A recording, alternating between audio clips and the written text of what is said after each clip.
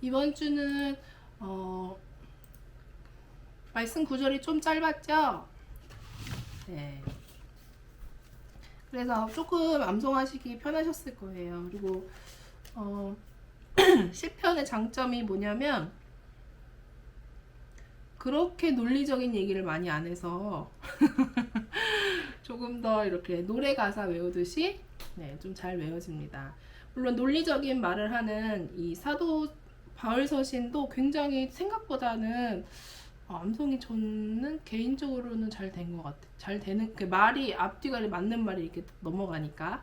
근데 그런 게 아니라 예를 들어서 이름을 막 나열한다던가 요한계시록 할 때 요한계시록 22장에 많은 보석들이 나와요. 홍보석, 녹보석, 자주석 막 나오는데 지금도 지금 못 외우잖아요. 이것도 얼마나 어려웠는지 막 안 외워지는 거예요. 우리가 아는 그냥 루비, 다이아몬드 이런 게 아니어가지고 이제 너무 암송이 안 됐는데 선생님이 그때 우리 암송하는 그 다른 선생님께서 그 보석을 이제 사진을 구하셔가지고 다 보여주시더라고요, 애들한테도. 그리고 저도 그걸 보면서 그러면서 지금은 사용하는 보석도 있고 사용하지 않는 보석, 사용하는 보석도 있고 사용하지 않는 보석도 있었는데 어쨌든 한번 보니까 좀 잔상이 남아서 그런지 좀 암송이 되긴 하더라고요. 근데 어쨌든 이렇게 이름이 쫙 나열되는 것보다는 시편이 조금 더 암송하기 수월하실 거예요. 우리 함께 19장 5절부터 9절까지 한 번씩 이렇게 살펴보면서 암송하면서 같이 이렇게 알아보는 시간 가졌으면 좋겠습니다. 네. 해는 그의 신방에서, 해는 그의 신방에서, 해는 그의 신방에서, 해는 그의 신방에서 나오는 신랑과 같고, 나오는 신랑과 같고, 나오는 신랑과 같고, 나오는 신랑과 같고, 그의 길을 그의 길을 달리기 기뻐하는, 그의 길을 달리기 기뻐하는, 그의 길을 달리기 기뻐하는, 그의 길을 달리기 기뻐하는 장사 같아서, 장사 같아서, 장사 같아서, 장사 같아서. 네, 5절 4절과 연결된 말씀입니다. 하나님의 말씀이 모든 세상 끝에 가지 않는 곳이 없다. 그러면서 그 힘에 대해서, 그리고 그 말씀의 어떤 능력에 대해서 5절에 동일하게 얘기하고 있어요. 기뻐하는 장사와 같다. 네, 그리고 신방에서 나오는 신랑과 같다.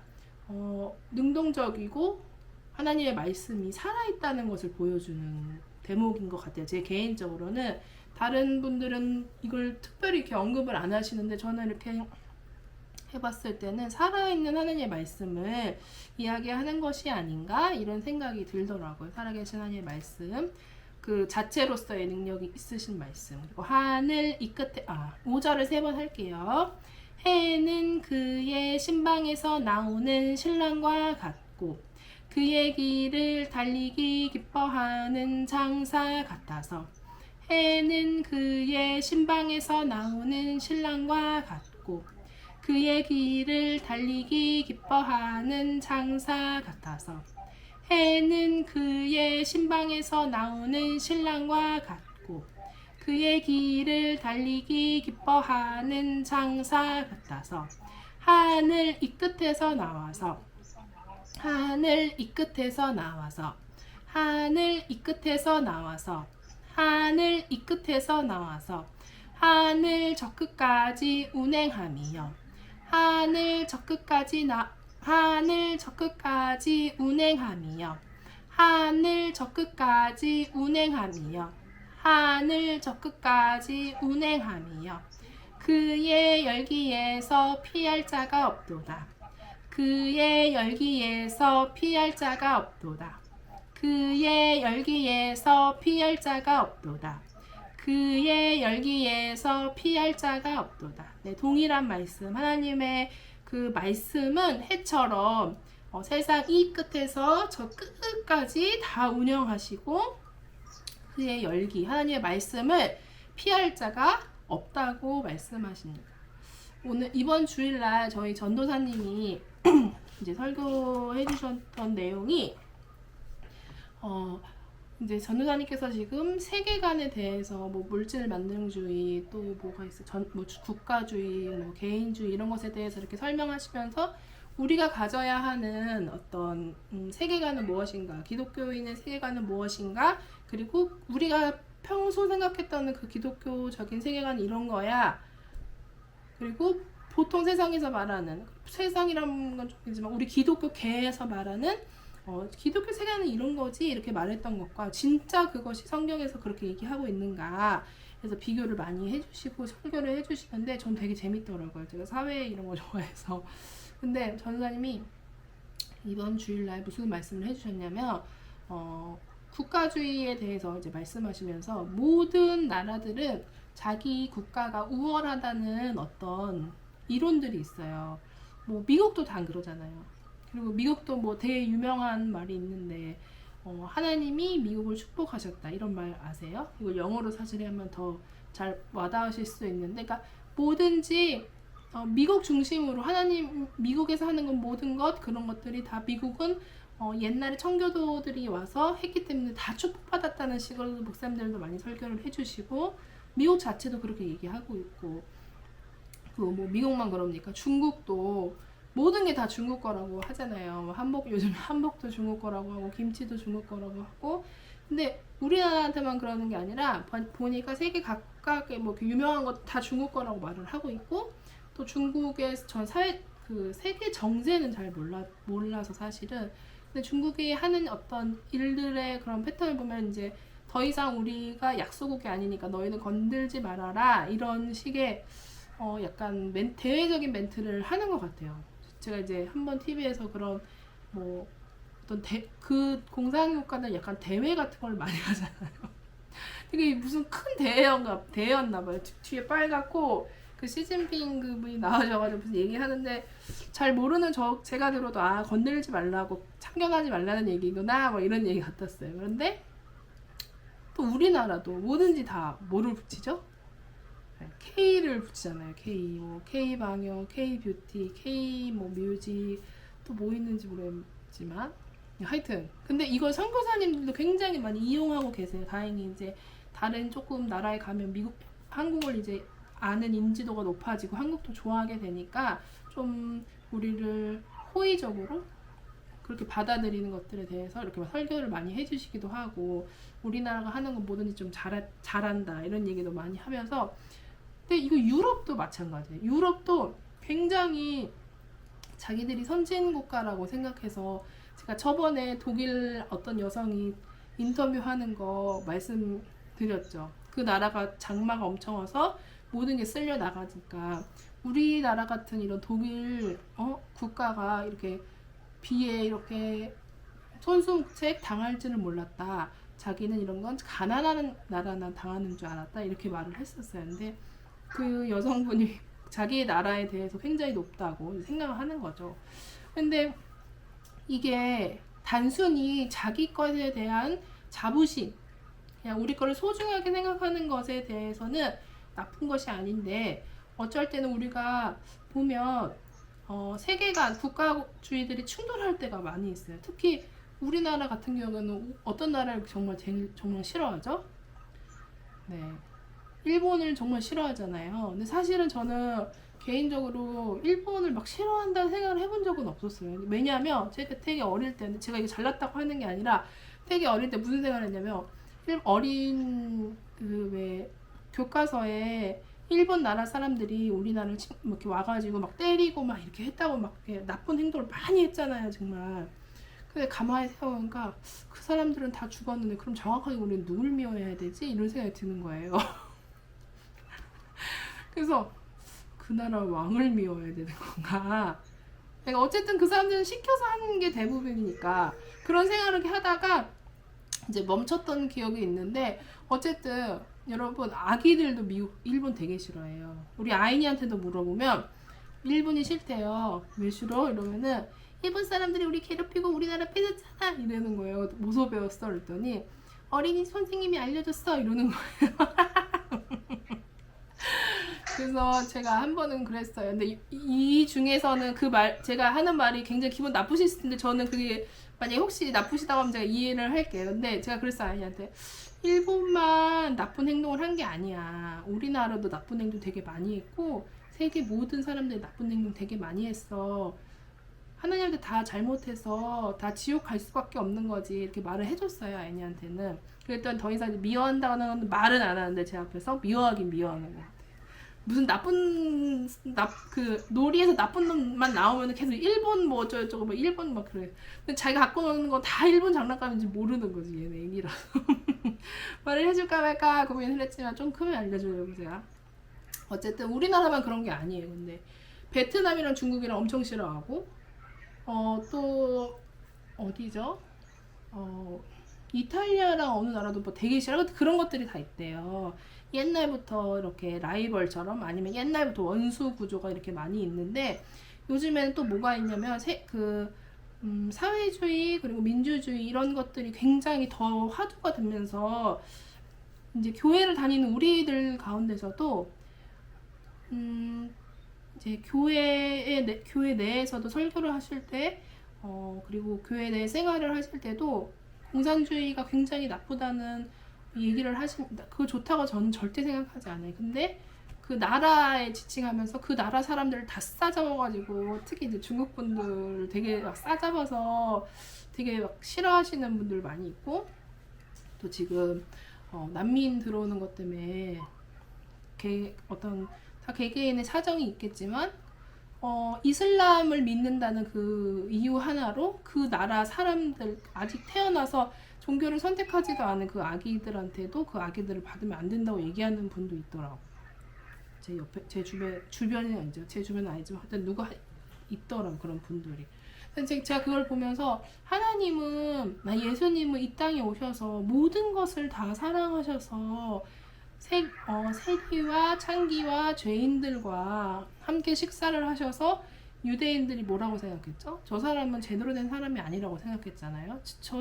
저 사람이 참된 선지자면 저런 행동은 하지 않을 텐데 저 사람은 선지자가 아니야 이렇게 생각했던 가장 큰 이유 중에 하나가 예수님이 모든 담을 허물으셨기 때문이에요. 예수님이 세리와 밤 식사도 하시고 집에 가시고 창기들과 뭐 죄 사함을 받으라고 많이 말씀을 해주시고 또 예수 그리스도께서 사실은 이방인들에게 굉장히 많이 가셨어요. 이방인 특히 우리가 제일 잘 알고 있는 사마리아 여인.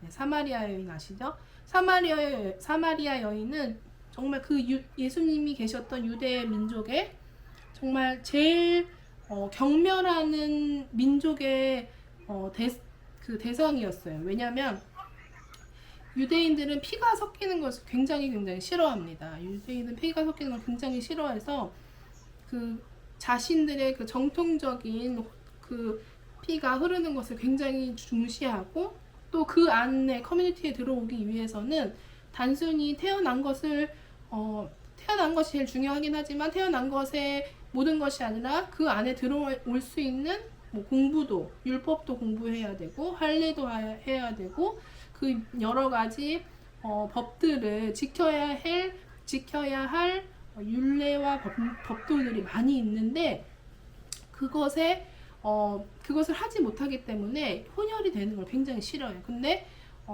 사마리아인은 여기저기에서 막 섞여서 혼혈이 된 거예요. 그래서 예수님 시대 때는 사마리아에 있는 사람들을 개라고 표현을 많이 했어요. 근데 예수님께서 그곳에 가지 않으시고 바로 그냥 예루살렘을 가셔도 되는데 굳이 사마리아로 돌아서 가신 그 장면이 있고 제자들이 깜짝 놀라잖아요. 왜 사마리아 여인과 무슨 얘기 하셨냐고.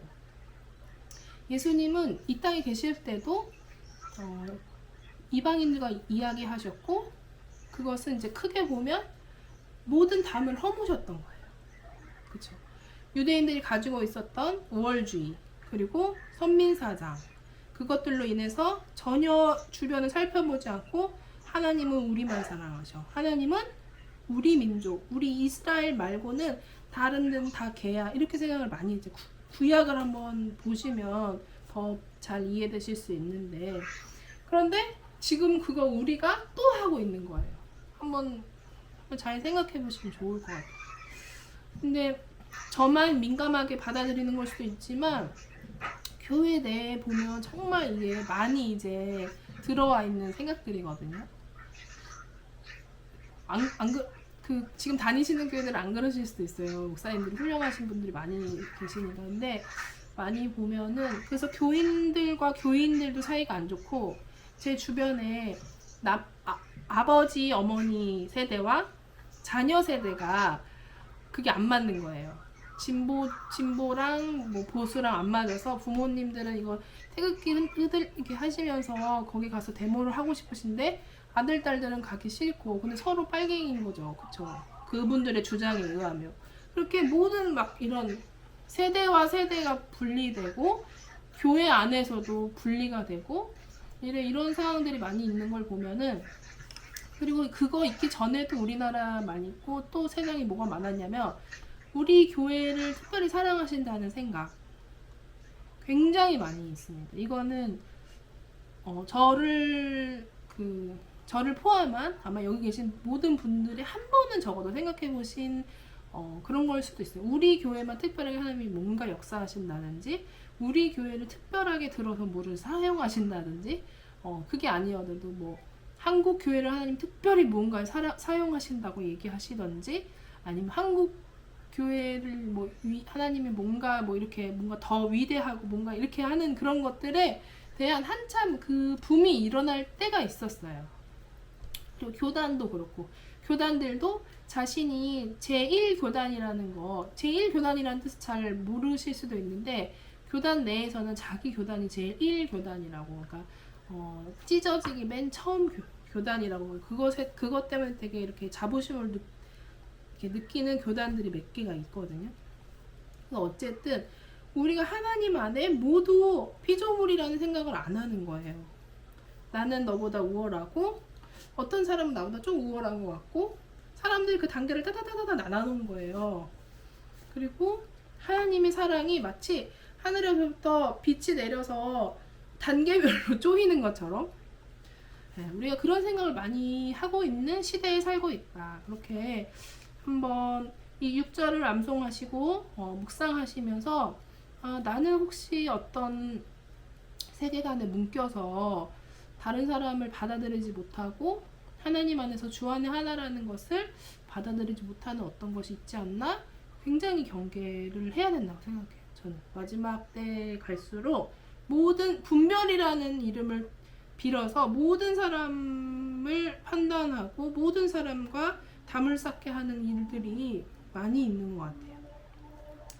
우리 7절 한번 다시 해볼게요. 여호와의 율법은 완전하여, 여호와의 율법은 완전하여, 여호와의 율법은 완전하여, 여호와의 율법은 완전하여, 영혼을 소성시키며, 영혼을 소성시키며, 영혼을 소성시키며, 영혼을 소성시키며, 여호와의 증거는 확실하여, 여호와의 증거는 확실하여, 여호와의 증거는 확실하여, 여호와의 증거는 확실하여, 우둔한 자를 지혜롭게 하며, 우둔한 자를 지혜롭게 하며, 우둔한 자를 지혜롭게 하며, 우둔한 자를 지혜롭게 하며. 여호와의 율법, 여호와의 증거에 대해서 얘기합니다. 여러분, 소성이라는 단어는 그냥 이 사이트에, 그냥 인터넷에 다음 같은데 그냥 소성 이렇게 치면 여러 가지 뜻 중에 쓰러져 있다가 살아나는 걸 얘기해요. 저한테는 이 소성이라는 뜻은 제일 많이 이제 와닿는 게, 식물한테 물 안 줬다가 물 주면 죽을 것 같은데 얘가 갑자기 멀쩡해지는 경우가 있거든요. 네, 그런 게 소성이죠.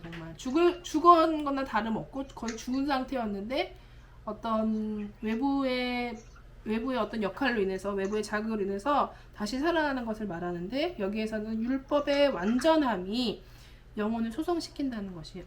미흡하고 불완전한 것이 소성시키는 것이 아니라 하나님의 완전하심이 우리를 소성시키실 수 있다 말씀하십니다. 근데 저는 이 말씀이 굉장히 위로가 많이 되더라고요.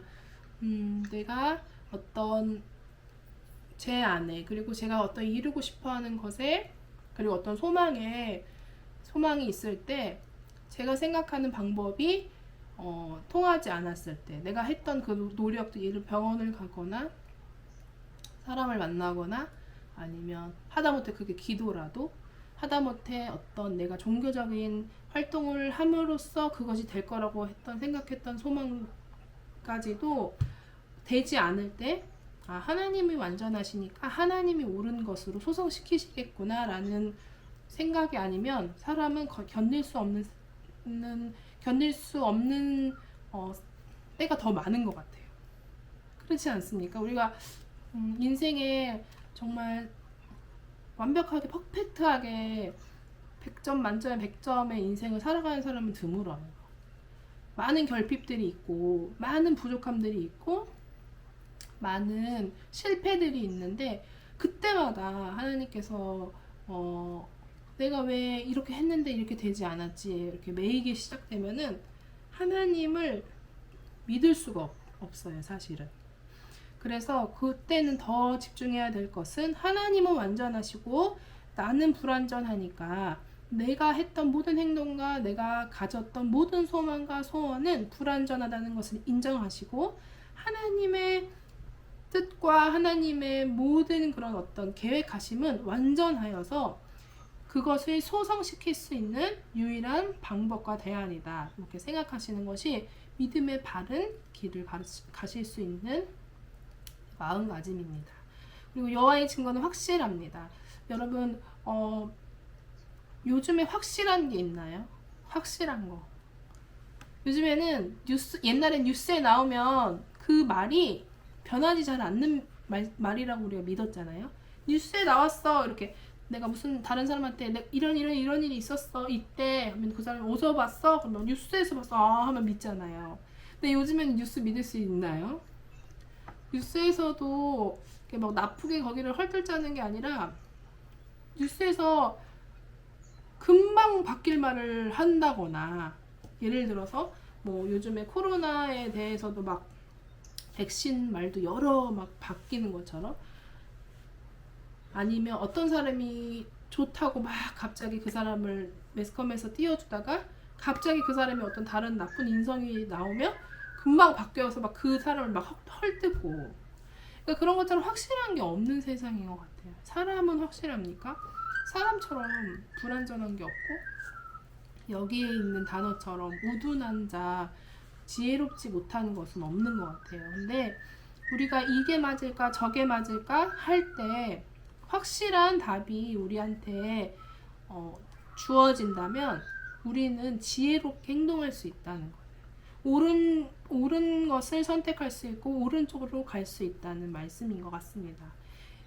여호와의 교훈은 정직하여, 여호와의 교훈은 정직하여, 여호와의 교훈은 정직하여, 여호와의 교훈은 정직하여, 마음을 기쁘게 하고, 마음을 기쁘게 하고, 마음을 기쁘게 하고, 여호와의 계명은 순결하여, 여호와의 계명은 순결하여, 여호와의 계명은 순결하여, 여호와의 계명은 순결하여, 눈을 밝게 하시도다, 눈을 밝게 하시도다, 눈을 밝게 하시도다.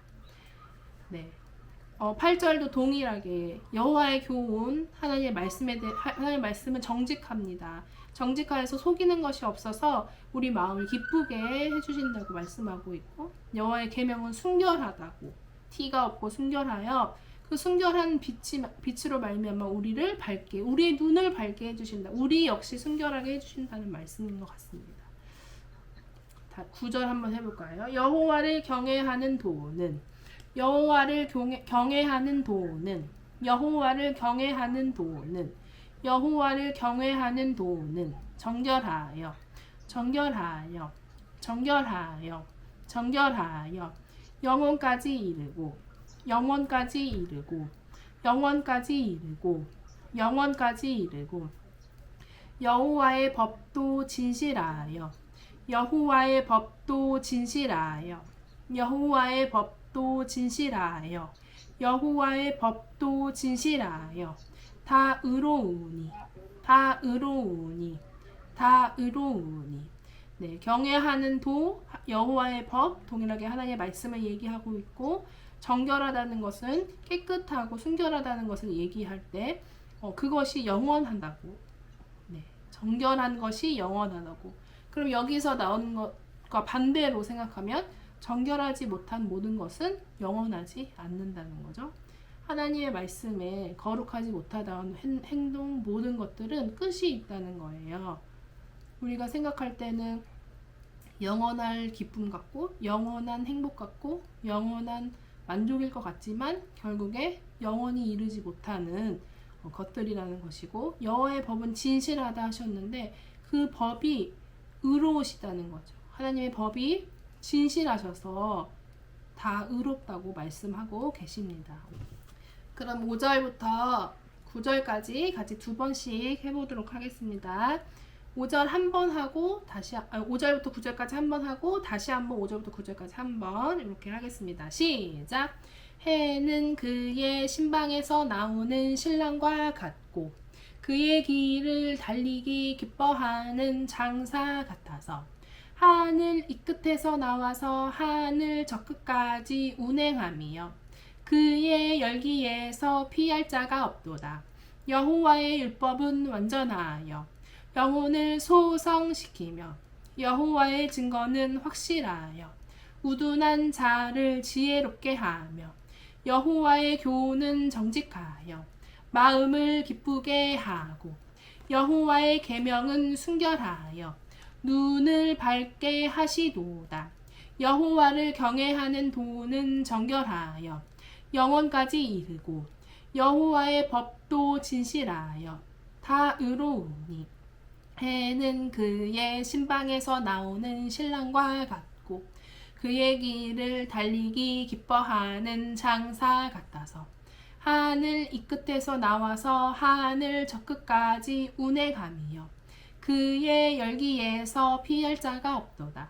여호와의 율법은 완전하여 영혼을 소성시키며 여호와의 증거는 확실하여 우둔한 자를 지혜롭게 하며 여호와의 교훈은 정직하여 마음을 기쁘게 하고 여호와의 계명은 순결하여 눈을 밝게 하시도다. 여호와를 경외하는 도는 정결하여 영원까지 이르고 여호와의 법도 진실하여 다 의로우니. 네. 그러면 우리 1절부터 다시 한번 선포해 보도록 하겠습니다. 우리 먼저 잠깐 기도할 때 하나님의 말씀을 오늘도 제 심령에 새기고 하나님의 말씀이 정말 진정한 말씀이시고 진정한 참된 하나님의 말씀이 우리를 소성시키시고 하나님이 우리를 지혜롭게 하시고 우리를 영원까지 이르게 하시고 우리를 지혜롭게 눈을 밝게 하시고 우리를 의롭게 하나님께서 해주실 수 있다는 하나님 그 믿음을 하나님께 드리기를 소망합니다. 하나님 우리의 마음의 소원을 이루어 주시옵소서. 우리 고백하며 잠시 기도하도록 하겠습니다. 하나님 감사합니다. 하나님 우리 하나님의 말씀을 암송하고 우리 심령에 새기고 선포할 때 하나님의 살아계신 말씀이 우리 심령 가운데 새겨질 수 있도록 도와주시옵소서. 세상의 생각과 세상의 근심과 세상의 그 어떤 것이 하나님 우리에게 새겨질 수 없음을 고백합니다. 하나님 내 마음의 내 영의 주인은 하나님이시고 하나님의 그 의로우신 말씀으로 말미암아 우리가 소성될 것을 주여 고백합니다. 주님 믿습니다. 하나님 역사해 주시옵소서. 예수님의 이름으로 기도합니다. 아멘. 선포하도록 하겠습니다. 시작. 시편 19편 1절부터 9절까지의 하늘이 하나님의 영광을 선포하고 궁창이 그의 손으로 하신 일을 나타내는 도다. 날은 날에게 말하고 밤은 밤에게 지식을 전하니 언어도 없고 말씀도 없으며 들리는 소리도 없으나 그의 소리가 온 땅에 통하고 그의 말씀이 세상 끝까지 이르도다. 하나님이 해를 위하여 하늘의 장막을 베푸셨도다. 해는 그의 신방에서 나오는 신랑과 같고 그의 길을 달리기 기뻐하는 장사 같아서 하늘 이 끝에서 나와서 하늘 저 끝까지 운행하며 그의 열기에서 피할 자가 없도다. 여호와의 율법은 완전하여 영혼을 소성시키며 여호와의 증거는 확실하여 우둔한 자를 지혜롭게 하며 여호와의 교훈은 정직하여 마음을 기쁘게 하고 여호와의 계명은 순결하여 눈을 밝게 하시도다. 여호와를 경외하는 도는 정결하여 영원까지 이르고 여호와의 법도 진실하여 다 의로우니. 시편 19편 1절부터 9절까지의 말씀. 아멘. 네.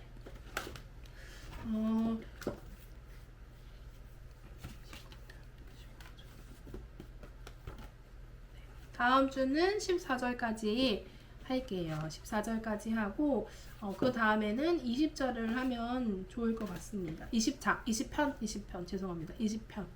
지금 성경 같이 읽어주시는 분도 계실 건데 같이 이렇게 시편을 읽으니까 같이 이렇게 시편을 통해서 하나님을 같이 찬양하는 마음으로 한 마음으로 이 암송을 한다는 게 참 정말 하나님께 정말 영광이 되는 일인 것 같다는 생각이 많이 들었어요.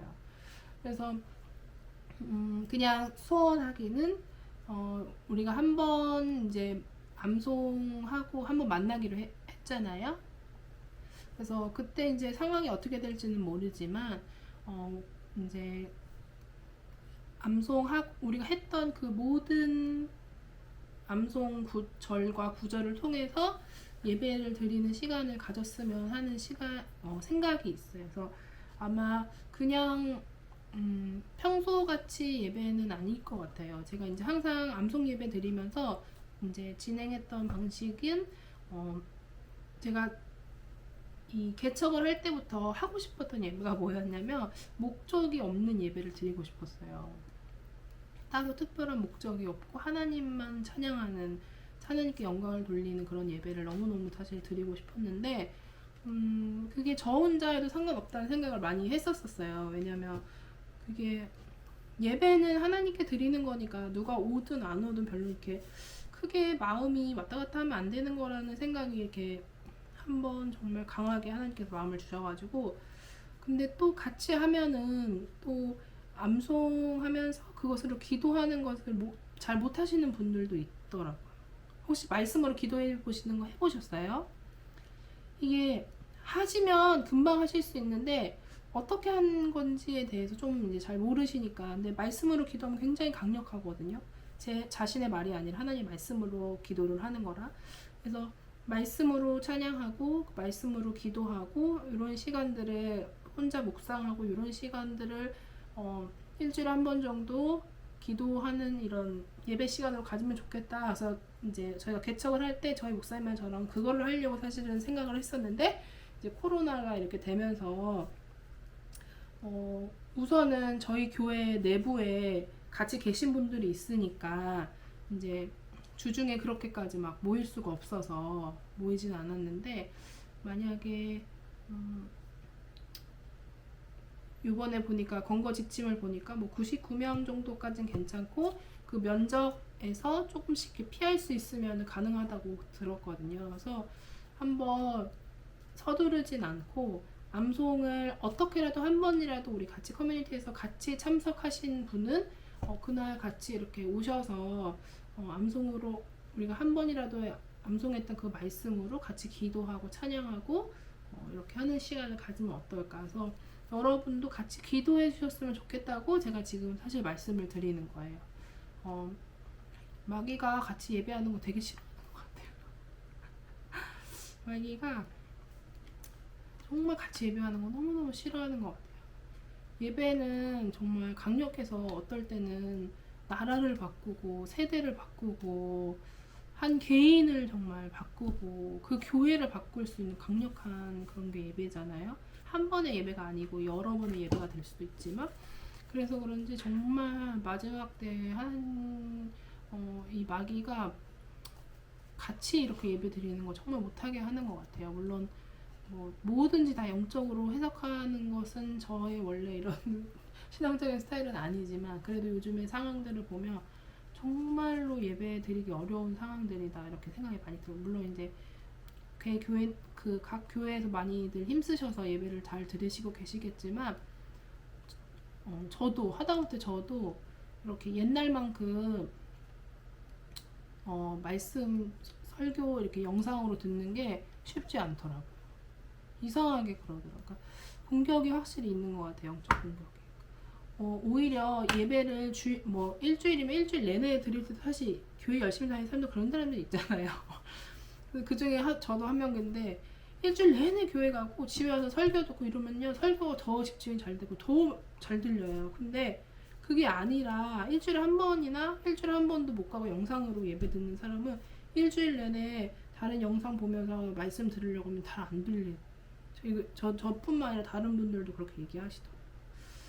그래서 결국에는 이제 육신의 어떤 많은 일들은 물론 걱정도 있고 염려도 해야 되지만, 정말로 우리가 영적으로 어떤 상태에 빠지고 있는가에 대해서 점점 좀 심각하게 생각을 해봐야 될 것 같아요. 같이 기도해 주시라고, 또 주변에 계신 분들 중에 분명히 예배가 무너지고 계신 분들이 계실 거라고 생각해요, 저는. 근데 같이 이겨나가야지. 걔는 왜 그 정도밖에 안 돼? 이거는 다 같이 죽자는 거예요, 사실. 제가 말을 너무 이제 험하게 했지만 다 같이 죽자는 거예요. 다 같이 살고 다 같이 죽는 것밖에 없어요. 결국에는 같이 옆에 있는 사람이랑 같이 가야지. 공동체는 몇 명 모이고 안 모이고 이런 것보다는 내가 그 사람을 생각하고 기도하는 그 거리만큼의 그 능력이 공동체거든요, 사실. 그래서 그 안에 반드시 공동체 안에 들어가시고 같이 기도하시고 예배 회복을 위해서, 그리고 말씀을 묵상하면서 말씀으로 기도하는 방법에 대해서 우리가 좀 연합해서 같이 해갔으면 좋겠다, 이런 생각이 들어서 기도 제목을 나눕니다. 그렇게 같이 준비해 보았으면 좋겠고, 또 지은 자매님께서 이제 날짜 맞추시고 이러실 때 같이 적극적으로 의견을 내주세요. 예를 들어서 지역이나 이런 것이 너무 힘들면 또 그것도 다시 한번 상의해도 보고, 뭐 예를 들어 시간대도 자기 안 되면은 안 되는 시간 빼고 와서 이렇게 하지 마시고 저는 이 시간에 해야 돼요 이렇게 딱 말을 해주시면 차라리 정하는 게 훨씬 빠르고 좋으니까, 네, 그렇게 해주시면 될 것 같아요.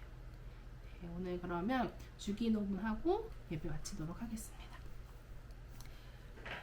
하늘에 계신 우리 아버지여, 이름이 거룩히 여김을 받으시오며 나라가 임하옵시며 뜻이 하늘에서 이루어진 것 같이 땅에서도 이루어지이다.